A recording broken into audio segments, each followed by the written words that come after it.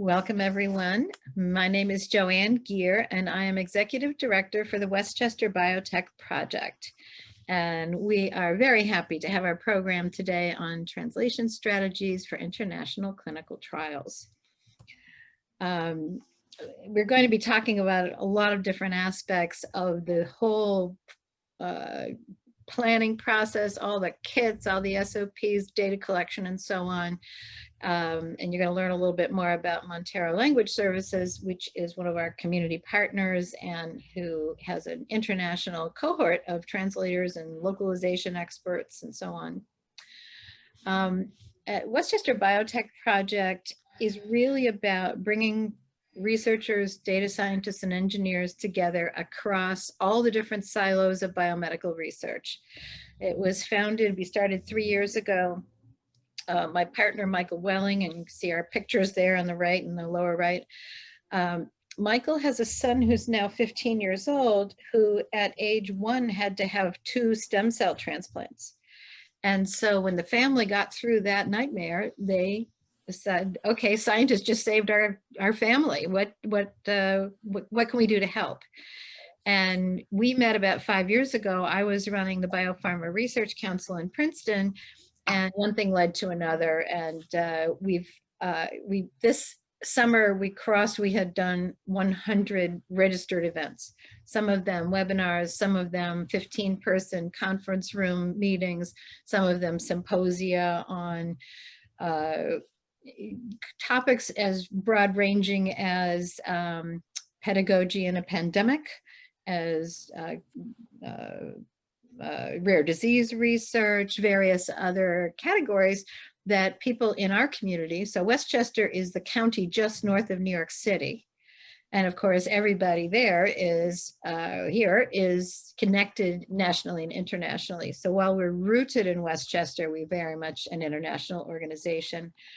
And we also really want to underscore our commitment to inclusion across all aspects of what we do. And this is something we do as a value of our organization. And we also do very actively in collaboration with some really interesting organizations in our region. And I would just like to share this. These are organizations, companies, institutions, universities, colleges that we have collaborated with one way or another. Some of them are community partners, which means they've given us financial support. Others have hosted us for meetings. Others have spoken for us and so on. But in those 3 years that we've been around, we've made some really lovely friends, and this community continues to grow. So we welcome you to be part of it. I'm going to introduce Fritz Handtke from Montero Language Services. Take it away, Fritz. Okay, thank you very much, Joanne. Good morning, everyone. Thank you, first of all, to the speakers and the co-chairs. And I'm very glad to welcome you today. And I hope you will be enjoying a session which we believe is tremendously important in those days. How important clinical research has been recently over the last 16 months since COVID, right? And how much it has become more and more international, and it has speeded up tremendously. So this is coming up maybe within the next generation for clinical research. I know the specialists will interpret this much better than I do. I would like to thank Joanne and her organization for giving us the opportunity to lead this event. Montero highly appreciates to participate actively with the Westchester Biotech Project. For a European company like ours, we strongly believe that this kind of project will help us to open many doors on an international level. Montero by itself, its headquarters, is based in Madrid in Spain. It has established a virtual office in New York, in Westchester, by the way. Thanks, Mr. Chu.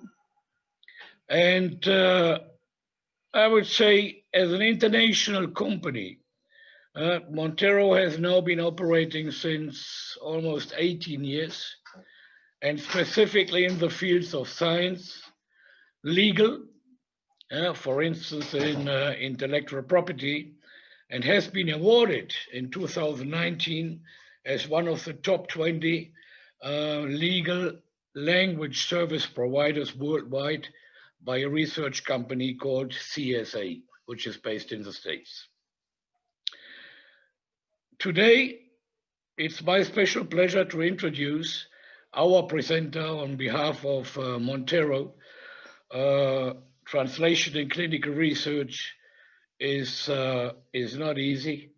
Here we like to have somebody or something like a diamond, and Nora is, of course. She will be doing the presentation as a very experienced linguist regarding clinical research, and her experience in clinical research translation ranges from patient-facing materials up to clinical trial documentation, research papers, and linguistic validation of international questionnaires and instruments. Nora leads teams of translators internationally and proofreaders from Mexico, South America, and of course Spain, working together for large projects. She is a published English-Spanish translator, editor, and proofreader for international medical, technical, and scientific texts. Here we go, Nora, it's your turn. Welcome once again, and thank you. Thank you, Fritz. And I would just want to welcome everyone once again, and please invite you to mute yourself if you're not going to be speaking. Thank you. Here you go, Nora. Thank you, Joanne, and thank you, Fritz, for the introduction and for the very interesting information that you have shared with us here at the beginning. And I would like to say hello to everybody. I am speaking to you this morning from Chihuahua, Mexico. So it's so interesting to hear that as has been happening during this pandemic, we are interacting with people from all over the world in this very wonderful events. So today we're going to talk about translation in clinical research. And as you have heard, I'm a linguist. I'm an English to Spanish translator, and I have participated actively in translation of clinical research materials for a number of years now. So next slide, please. Why is translation important?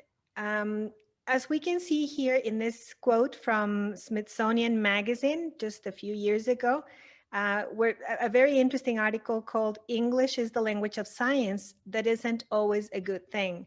And so you can see here something that I think we can all agree with, that the dominance of English as science's lingua franca makes it more difficult for researchers and policymakers speaking non-English languages to take advantage of science that might help them. And I would add that it also adds to the apprehension of the non-English proficient patient who has to be faced with materials that they have to read, such as informed consents, for example, that they have to read and agree to before taking part in clinical research. So translation is very important to make sure that people feel like they can understand what they are reading in their own language, and there are no doubts as to what they're going to be doing from the patient standpoint. And of course, for policymakers and for researchers to bring them, make them be part of the international research community, even if English is not their first language or one of the languages. Next slide, please. So what gets translated in today's world? Well, we just heard from Joanne earlier about SOPs and kits and other materials that get translated. And practically everything gets translated. In the 20 plus years that I have been doing translation, all kinds of materials have passed through my desk to get translated, both for example, for clinical research, for clinical trials, protocols, and also as part of, for example, Joint Commission accreditation audits. All the documentation needs to be translated, and so everything gets translated. And so what does this mean for you as researchers, and what does it mean for the people who are going to read your materials? It means that, as we're going to see later, basically when you write, you no longer have to write just thinking of the audience that you're writing for in the source language, in the original language, but you have to write thinking of translation. And so that's an important point to consider, and we will talk about that a little bit more later. Next slide, please. Now, the common understanding in the world is, unfortunately, that if you are bilingual, you can translate. And that is a misunderstanding that can lead to some serious issues, particularly when it comes to important materials such as clinical research materials. You don't want to leave your materials in the hands of an inexperienced translator. Why not? Because you may end up with information that is misunderstood or conveyed incorrectly. And so it's important to understand what goes into professional translation. And we just heard from Fritz, who talked about the great honor that was awarded to Montero Language Services. And that's because in the world today, the translation industry is really a very serious industry. And as such, it should be used by professionals, such as clinical research professionals, to ensure that the right translation is, or the right service is used when translating their materials. What goes into professional translation? Well, professional translation usually has 3 steps at the very least. It has, there's a translation step where, for example, if I'm the translator, I will receive the materials and then I will translate them, right? What you would normally understand as translation. But it doesn't stop there. After translation, the translated materials go to a second linguist who is also a translator, but we are assigned to different steps in different projects. And so the second linguist does what we call the editing of the materials. So the second step is comparing the source language. For example, if we are translating English to Spanish, the second step is comparing the English to the Spanish. And if we have a style guide, if we have an approved list of terminology, then the editor makes sure that everything has been done according to the style guide with the right terminology, that nothing has been added, nothing has been taken out, and that things have been conveyed properly. So that's the second step. But that doesn't stop there. Professional translation has a third step, which is proofreading. And during proofreading, there is a third linguist who is involved. And please bear in mind that these linguists are not usually in contact with one another. The common thread for the linguist is the project manager. So someone who actually keeps the materials flowing and the traffic in the right direction, and who sets the quality standards for each of the steps. And so the proofreader, the third step, what they do is they will, depending on the standards of the language service provider or the client or the end client, they will either read just the Spanish, and when they come to something that doesn't sound quite right, they go back to the English and check and make sure that it was translated correctly. Or they also do a light comparison of the two languages, right? Always keeping the English here, but paying more attention to the Spanish. Both the editor and the proofreader, and the translator too, actually, have to also make sure that they are looking for the right conventions for the target language, that the right punctuation has been used, the right grammar, and things like that. So they're always looking for those little things to fix and to correct. Depending on how the project is set up, there is a lot of feedback going back to the previous step to make sure that we are all constantly learning and constantly improving for the benefit of the client. So professional translation is very different from just telling a neighbor who's bilingual, here, could you translate this for me? Because as you can see, there is a number of people involved in the process, and they are all professionals. They all know what they're doing. And there is this constant feedback loop that keeps the quality of the translation very, very high, actually to an international standard, as we're going to see in a little while. The last step here, which is not done by the linguist, is the quality assurance step, the QA, and that's usually done by the language service provider, so the translation company, or the project manager within the language service provider. And the QA is also a very important step because the project manager is the one who ties it all together, make sure that the style guide has been followed correctly, make sure that there are no little loose ends that have to be tied up, and also looks at the format of the documents, which is very important, right? Because we don't just want to produce good translations. The presentation, the layout also has to be according to what we received to the original. And sometimes, in fact, it gets improved during translation. And why is this important? Because this is something that many people don't think about. But for example, from English to Spanish, the text will grow about 15%. And so if you have one sheet of paper, like with information, for example, a brochure that is an invitation to participate, a flyer that is an invitation to participate on a clinical trial, and it fits, it fits right in English, but when you translate it, it will overflow. And so that final step and the quality assurance and making sure everything is looking good means that the client doesn't have to worry about getting a translation that went out in one page and came back into pages and then finding someone to fix that. So that's all part of the service. Can we go to the next one? Now, in addition to translation, in recent years, we have been hearing, or you may have heard about another service that we provide, which is called localization. And localization is something that has become more and more evident now as materials are more accessible to us. And it means not only translating, for example, from English to Spanish, but you just heard that Fritz is in Spain and I'm in Mexico. And so we both speak Spanish, but do we speak the same Spanish? No. In general, we speak the same Spanish, but there are little things that are different for Spain and for Mexico.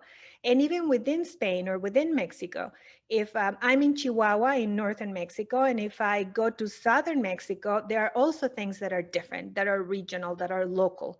And so localization means taking that material that we have received and making it regional, making it local. And just a couple of weeks ago, I was talking to a colleague of mine who brought up the fact that today we are doing hyper localization, where we are not only localizing for the country or for the region, but we sometimes are localizing for a city. So what do we localize? Well, we localize things like terminology, phrases that are used in some places and not understood in others. But we localize more than that because, for example, I participate in a lot of localization projects for materials that have been translated in Spain or in Argentina and are going to be used in Mexico. And we also, in Mexico, we use the same decimal and thousand separators as the US, which is not done in Argentina and in Spain. And so we have to localize all that. Is that important? For clinical research, this is tremendously important because in Mexico, when we read something that has been, someone who doesn't have that international outlook and who is just reading for the region, when we read something that says 5,0, for example, we interpret the comma differently from the way it is interpreted in Spain. And so we have to localize for that.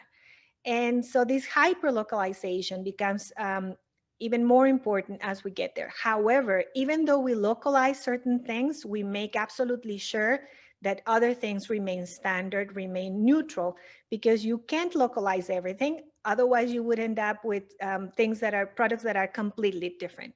So what does this mean? What does localization mean for your materials? It means that if you produce, for example, an informed consent, you may, and you send it out to be translated into Spanish, you may end up with a version for Spain, a version for South America, and a different version for Mexico. And very interestingly, just recently, we are very used to hearing nowadays, linguists are very used to hearing about US Spanish. So we have all these varieties of Spanish, these variants, but recently we have been here, or well, for many years now, US Spanish, which is the Spanish that immigrants speak in the US.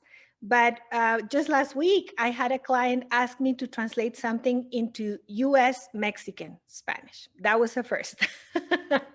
And it was for Texas. And so US Mexican Spanish, that's a new one. So all of these things are important, and these are things that linguists and language service companies always have in mind when we are working on your materials. Can we go to the next one? So who translates your materials? What are the qualifications for a linguist? Like I said, it's not enough to be bilingual. And in fact, there is an international standard for linguists and for translation. That is the ISO 17100 standard. And it covers these 6 areas. It covers translation competence. So these are the qualifications of a linguist according to this ISO standard. Translation competence, and that's of course the ability to overcome comprehension issues and to produce linguistic content at the right level. The second qualification is linguistic and textual competence in the source language and the target language. And this is why it's so important to understand that it's not enough to be bilingual, because in fact, if you were asked, if you have not been a student of your language, and someone comes up to you, you speak the language, your native language, but you don't study it in great detail. And someone comes up to you and asks you a linguistic question about your language, would you be able to answer it easily? Linguists study both languages, and we train on both languages, and we keep learning about both languages all the time. And I'm not only talking about, vocabulary or things like that, but syntax and rules and conventions and things that change. And so we know the difference. For example, something as simple as where does, when you have a parenthesis and a period, where does the period go? Does it go inside the parenthesis or outside the parenthesis? And it's different in English and in Spanish. And so knowing that linguistic competence is important. So the ability, linguistic and textual competence would be the ability to understand the source language, but also being fluent in the target language with the general or specialized knowledge of conventions for the specific type of text, which is something that is also important, especially when you are dealing with highly specialized texts such as clinical research materials. Because it's just like a native speaker would not necessarily be able to produce the highly specialized materials that you produce, then a linguist would not, a bilingual person would not necessarily be able to translate them. So just as you need to have a specialized command of the language to produce your materials, the linguist needs to have a specialized command of both languages to translate your materials. The third qualification is competence in research, information acquisition, and processing. And linguists are always researching things, right? Because we get, for example, if we get materials about a new medical device, we need to understand what it does. We need to understand what else is in the market. We need to understand, all the things that go around it. And so we are constantly researching all these things, and we need to be competent in doing that. It's not acceptable to say, well, I don't know what that is, so I'll just skip it, or I'll just not translate it, and that's it, right? No, we have to make sure that we understand. And this has to do with something that I'm going to come back to later, which is communication with the writer is wonderful if possible. The fourth qualification is cultural competence, and the ability to use cultural information about behaviors, up-to-date terminology, value systems, and conventions in the source and the target language. And you might think, well, cultural competence, what does that have to do with anything? And for example, for clinical research, I'll give you an example.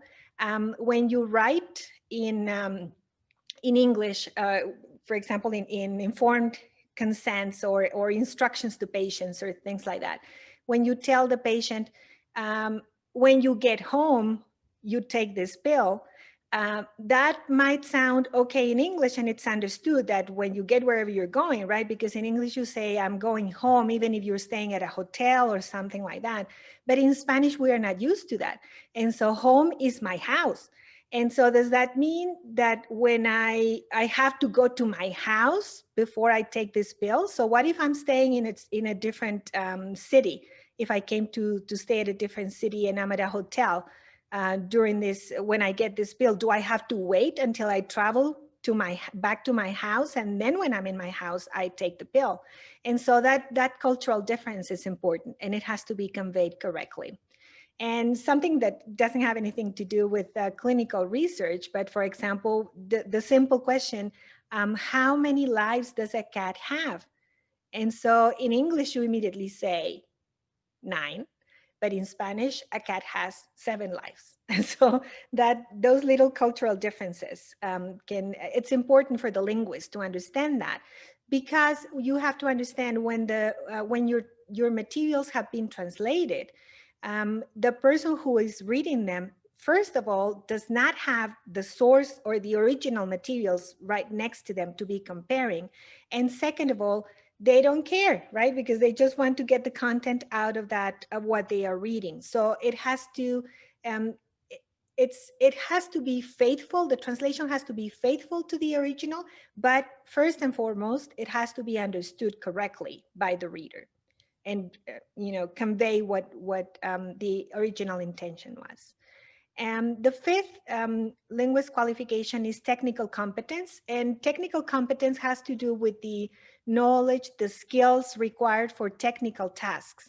Many of the materials that we get come in different file formats, for example, PDFs or IDMLs, InDesign materials and things like that. And in professional translators use software for professional translation, not to do the translation for us. That doesn't that's not the idea, but to keep track of what we have translated and to use as a reference repository where we can go and say, how did we translate this phrase 3 years ago? How did we translate this term? Are we using the terminology consistently and things like that? So translators, linguists have to be technically competent in that regard. And the last point, the main competence, is the ability to understand the content produced in the source language and reproduce it in the target language with the right style and terminology. So you don't want, for example, in clinical research, we get consent materials, informed consent for adults and for parents of children who are undergoing or are going to participate in clinical trials. But we also get assent materials that are for teenagers or for children to read themselves and to give to agree to participate in the clinical trial. And so consent materials and assent materials, even though they're very similar, they have to be translated with a different tone, because in Spanish, there is a way that you speak to other adults or to people in positions of authority, which is the formal Spanish. And when you speak to children or teenagers, you speak in an informal tone. And so that has to be reflected in the way the materials are translated. So a 10-year-old reading an assent form doesn't have to be reading it as if it were addressed to an adult. And an adult will not feel offended because they are reading something that is written very informally, as if it were addressed to a child. So these are the linguist qualifications, and I hope this helps you understand why we say it's not enough to be bilingual. To be a translator, you have to be a trained linguist, and you have to meet all these qualifications. So where do translators come from? Can we go to the next one? What is the training then that translators have to get them there? According to the same ISO standard, there are 3 ways that you can become a professional translator, or that you can be considered a professional translator. First of all, you can have a translation degree, which of course, where you learn all these things. The second option is you can have a university degree in any field, plus 2 years of experience as a full-time translator. There are many wonderful translators out there who became translators by chance, because someone needed them to, and they have learned on the job. And so what's important is that to be considered here for this for this standard to be considered a professional translator, you need to have at least 2 years experience as a full-time translator. And what does that mean, full-time translator? Well, it means that you translate every day, all day long. And so the more you do it, like as with any trade, any craft, anything, the more you do it and the more you get feedback, the better you get at it. And so it's not enough to say, well, I translate on the weekends or sometimes, a few words here and there. No, you have to be translating constantly for 2 years. Or you can have 5 years experience as a full-time translator. And of course, within the translation industry, right? Where you get all these feedback and you understand that and you learn. So that's where the people who are translating your materials, if you are using the professional services of a language service provider, a language company, or a professional translator, this is the kind of profile that you can expect. That's the kind of professional who will be handling your materials. Can we go to the next one? And then we get to what I was saying earlier. When you are writing, I hope that after our talk today, you remember that it's important to write with translation in mind. So when you are writing, write not only for your immediate audience, but think about all the people who are going to read your materials. And of course, I'm speaking of Spanish today because this is the language that I translate into. But it's not only Spanish. I mean, there are so many languages that materials get translated into. So these are some tips. Keep it short and simple. Your sentences, if they are short and simple, they are easier to translate. I don't mean dumb it down, right? But don't make it unnecessarily complex. Avoid ambiguity. This is very important, especially when it comes to reference. What are you talking about when you say it, when you say they, when you say them? Who or what are you talking about? Because if you leave it up to the linguist, to the translator to interpret what you're trying to say, chances are things may get mistranslated. Stick to standard sentence structure. This is also a good piece of advice because if you follow the SVO, subject, verb, object sentence structure, then it's easier to convey in other languages.